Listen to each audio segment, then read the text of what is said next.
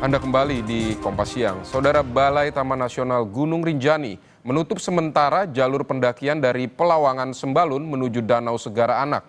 Penutupan dilakukan menyusul 3 insiden jatuhnya pendaki asing di jalur tersebut dalam rentang waktu kurang dari sebulan setelah tewasnya pendaki Brazil Juliana Marins.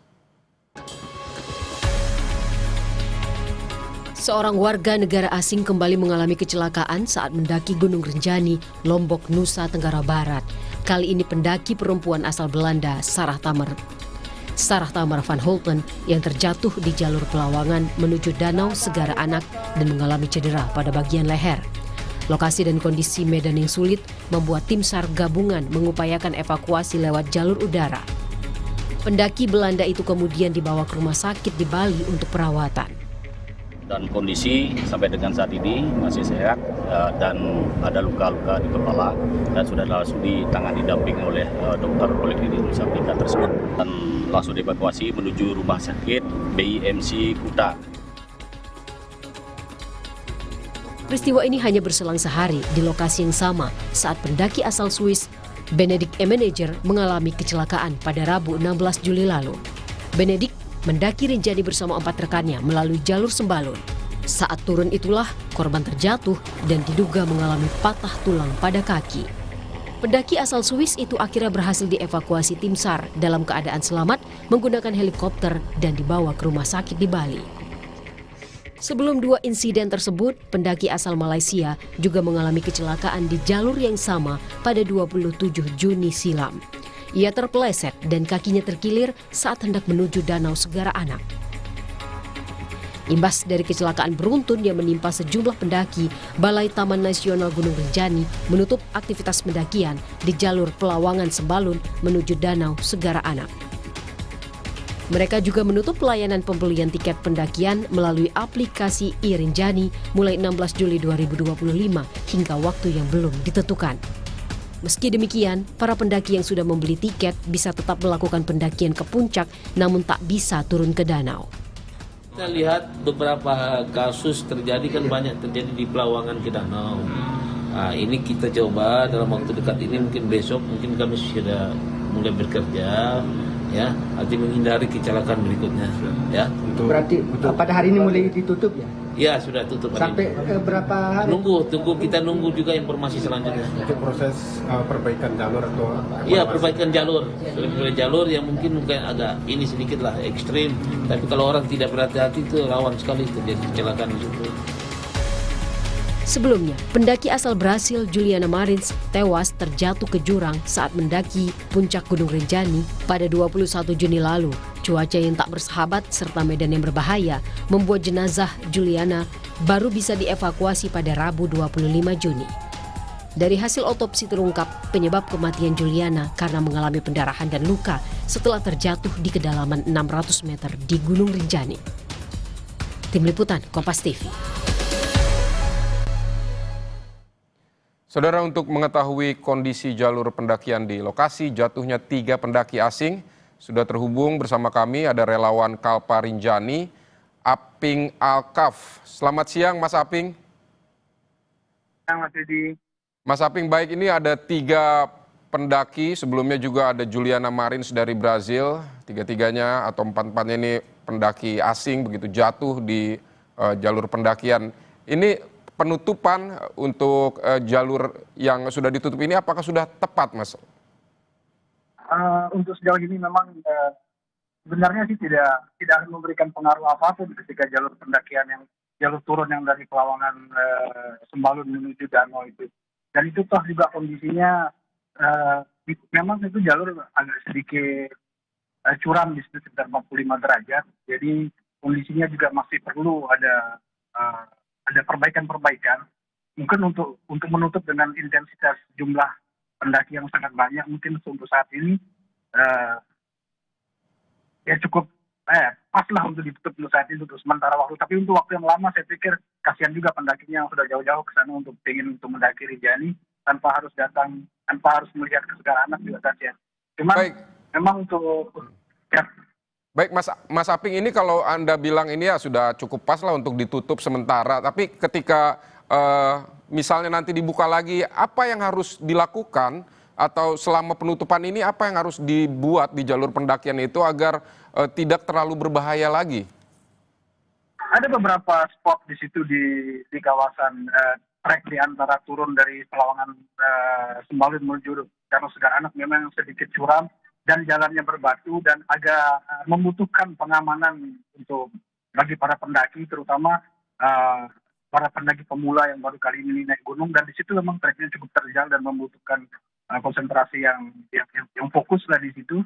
Jadi dan itu spotnya itu ada beberapa tempat yang memang memerlukan kehati-hatian ekstra, dan di sana itu batunya itu cadas dan cukup tajam yang otomatis membutuhkan kehati-hatian yang ekstra di situ, Mas Bidi. Ekstra itu maksudnya berarti itu harus dari pendaki begitu ya Mas? Di apa Ya. namanya upaya dari pendaki, tidak ada misalnya dipasang pagar atau dipasang apa seperti itu? Sepertinya dalam kondisi saat ini pihak pengelola Balai Taman Nasional Gunung Rinjani juga harus merespon kondisi yang ada dan harus melakukan perbaikan jalur. Mutlak dibutuhkan saat ini kalau kita melihat dalam waktu 1 bulan kurang, bahkan ada 4 korban walaupun dia di titik yang berbeda. Cuman itu tetap kita harus menyarankan kepada Balai Taman Nasional Gunung Rinjani dalam hal ini sebagai pengelola untuk melakukan perbaikan jalur di beberapa titik yang memang berisiko tinggi, Mas Didi. Perbaikan jalur itu seperti apa Mas? Apa menyediakan pegangan atau misalnya agar tidak membuatnya tidak terlalu curam atau seperti apa? Pijakan, terutama menata kembali pijakan dan membuat handle pegangan pengaman untuk pendaki, karena memang di situ dia curam, Mas Pidi. Selain pijakan juga ada handle pegangan untuk pengaman di situ. Seperti itu sangat dibutuhkan saat ini dalam kondisi yang ini. Baik Mas, memang apakah sebelum peristiwa para pendaki asing ini terjatuh di sana setelah Juliana Marins yang memang cukup menghebohkan, begitu kemudian ada 3 pendaki lain dari Belanda, Swiss, kemudian Malaysia jatuh.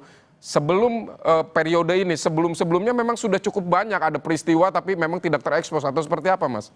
Betul, memang ada banyak peristiwa yang, dan itu hal yang biasa ya, di dalam satu pendakian. Memang di sana ada risiko dan biasanya persoalan ini minimnya informasi yang membuat para pendaki pemula ini cenderung mengalami beberapa persoalan, mengalami kendala dalam pendakian.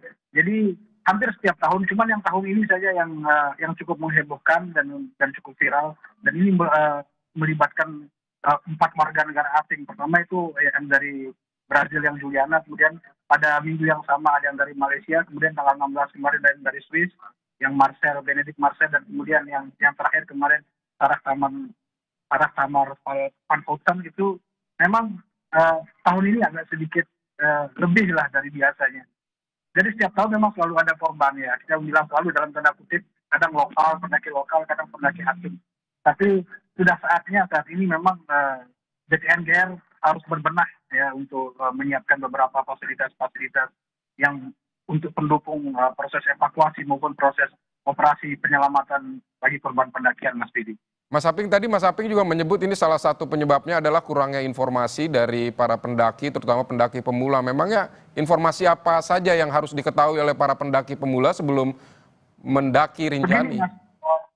Mas Didi, biasanya kalau pendaki-pendaki lokal, pendaki-pendaki kita lokal Indonesia, warga negara Indonesia, mereka sebelum melakukan pendakian biasanya teman-teman pendaki ini mengumpulkan data. Nah, sementara para pendaki wisatawan asing ini, mereka kadang-kadang tiba-tiba saja kepingin naik Gunung Rinjani karena penawaran yang bagus, itu karena mereka biasanya open trip, biasanya mereka atau mungkin mereka beli paket di Lombok atau sebelumnya tanpa mengetahui karakter Rinjani, tanpa memahami seperti apa informasi terkait masalah Rinjani, karena otomatis minimnya informasi terkait pendakian juga akan menambah risiko di dalam pendakian itu sendiri, Mas Didi. Berarti kesiapan apa saja yang harus dilakukan oleh setiap pendaki sebelum mendaki Rinjani yang memang tidak akan mudah? Rinjani ini agak berbeda dengan karakter gunung-gunung yang ada di Indonesia, Mas Didi. Jadi biasanya gunung-gunung yang ada di Indonesia yang vulkano semua itu bisa kita lakukan pendakian dalam waktu sehari ataupun 2 hari. Nah, Rinjani ini karakternya berbeda, jadi sangat membutuhkan informasi yang lengkap terkait Rinjani. Harus sebelum melakukan pendakian harus menyiapkan informasi yang lengkap, kemudian fisik tentunya, Dan yang paling penting dari segala itu, dari semua itu logistik Mas Bidi. Karena mendaki Rinjani tidak bisa sehari ataupun 2 hari. Rata-rata pendakian Rinjani itu memerlukan waktu 3 hari 2 malam. Itu paling cepat ya. Jadi sebaiknya kepada para pendaki pemula, selain memahami tentang Rinjani itu sendiri, harus mempersiapkan fisik yang betul-betul dan mental. Mental ini sangat mempengaruhi, terutama di dalam di trek-trek khusus yang di wilayah bagian puncak, dan logistik Mas. Karena logistik yang baik juga akan memberikan berdampak bagus pada semangat. Mas Aping, kalau Anda menilai sejauh ini sistem keamanan dan pengawasan terhadap pendaki yang ingin mendaki Rinjani ini seperti apa? Kalau sistem pengawasan yang sudah diterapkan oleh Balai Taman Nasional Gunung Rinjani sudah cukup bagus, Mas. Cuman kita kan di Rinjani ini salah satu gunung yang ramai, sehari itu bisa 700 pendaki yang melakukan pendakian. Jadi dalam 2 hari itu bisa ada lebih dari 1.000 pendaki. Jadi Balai Taman Nasional Gunung Rinjani memang harus memiliki formula-formula khusus yang diperlukan, karena jumlah pengunjung peminatnya sangat banyak, berbeda dengan gunung-gunung yang ada di luar Lombok. Jadi so far sistem yang diberlakukan oleh Balai Taman Nasional ini sudah cukup bagus.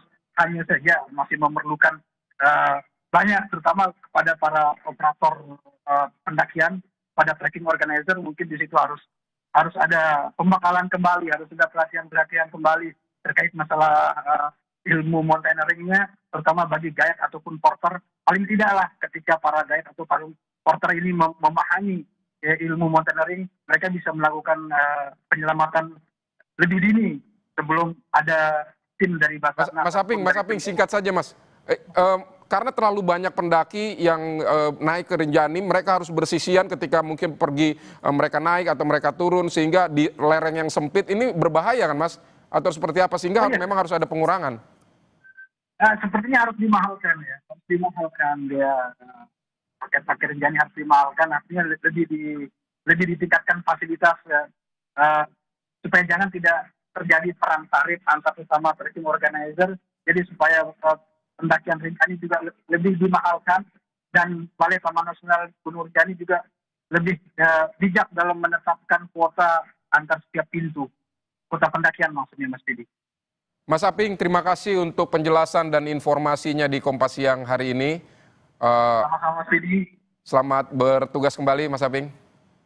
Sama-sama.